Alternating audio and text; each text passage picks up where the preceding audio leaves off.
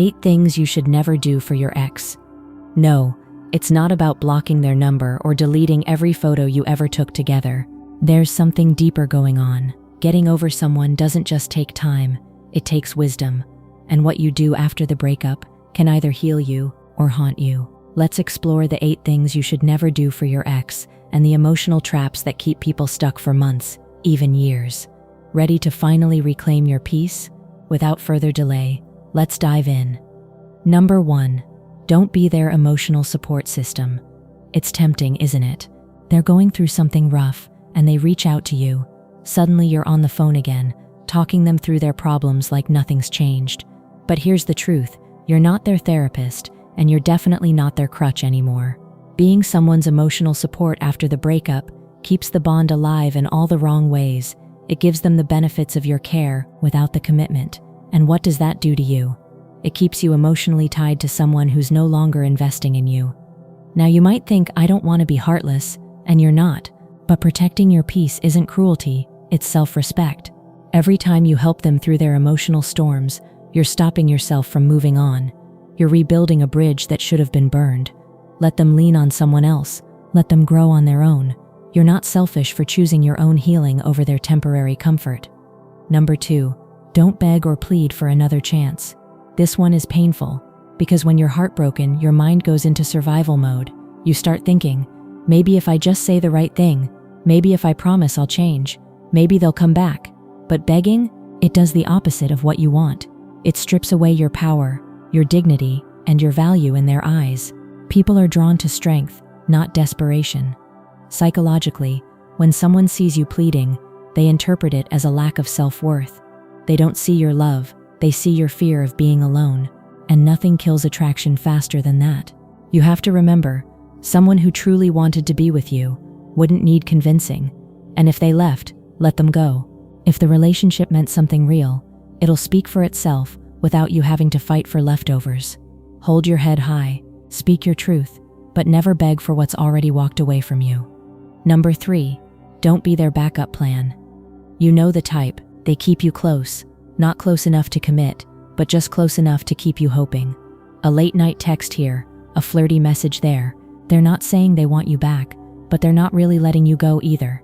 That's not love, that's convenience. And if you allow yourself to stay in that in-between space, you become a safety net, not a priority. The minute things don't work out with someone else, poof, they come running back to you, not because they love you, but because you're easy to reach. Never let someone treat you like a bookmark, only useful when they're bored or lonely. If they're unsure about you, that's your sign to be sure about yourself. Close the chapter.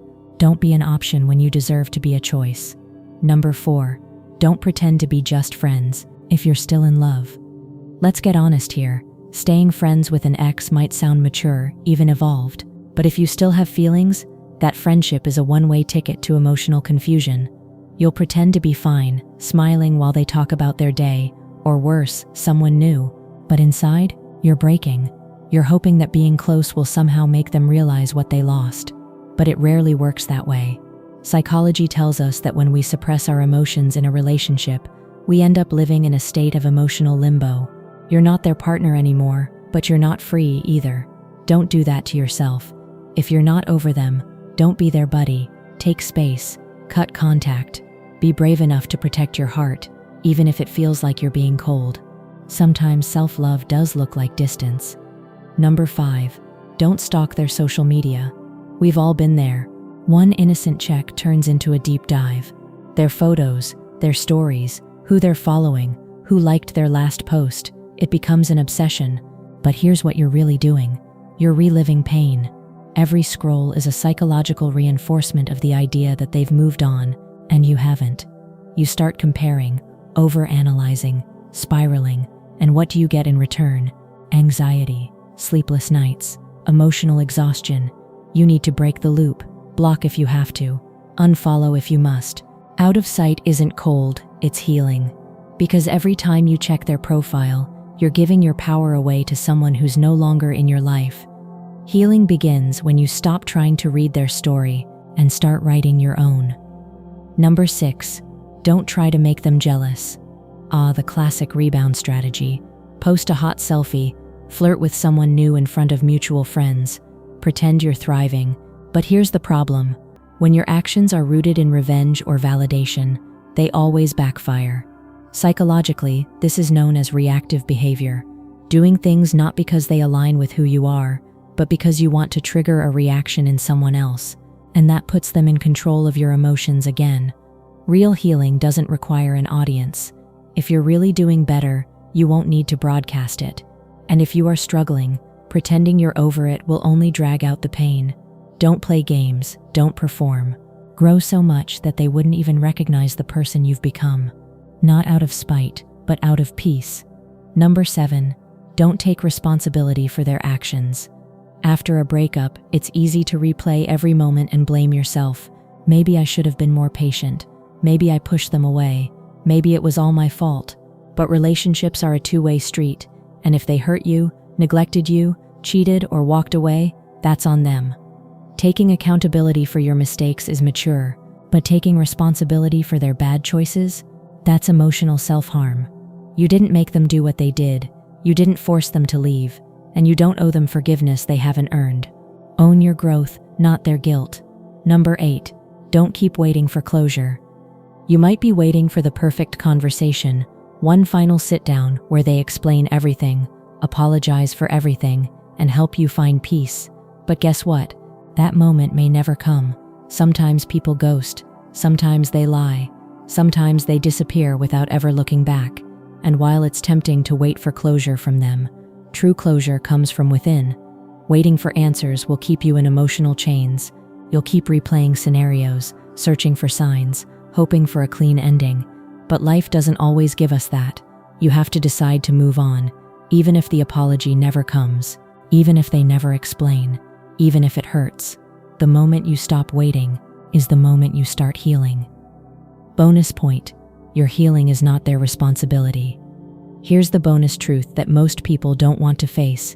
Your ex does not owe you healing.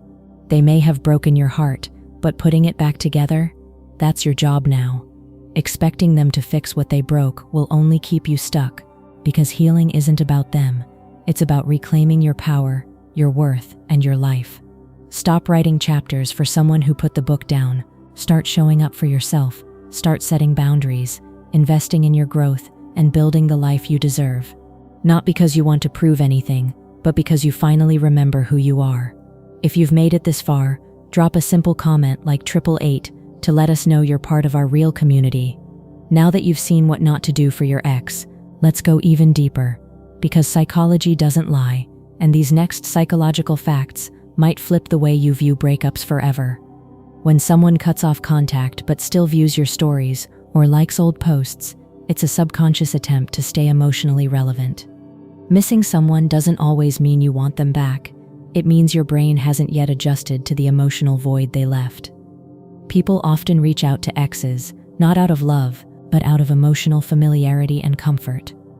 Wait, before you go, if this video just lit up your brain, seriously, smash that subscribe button right now. And hey, that next video, the one glowing right here on psychological facts about human behavior, tap it right now. Trust me, it's not just facts, it's a cheat code for understanding people, and it will flip your perspective permanently. We're dropping more fire tomorrow. Until then, goodbye. Take care, and God bless you. Amen.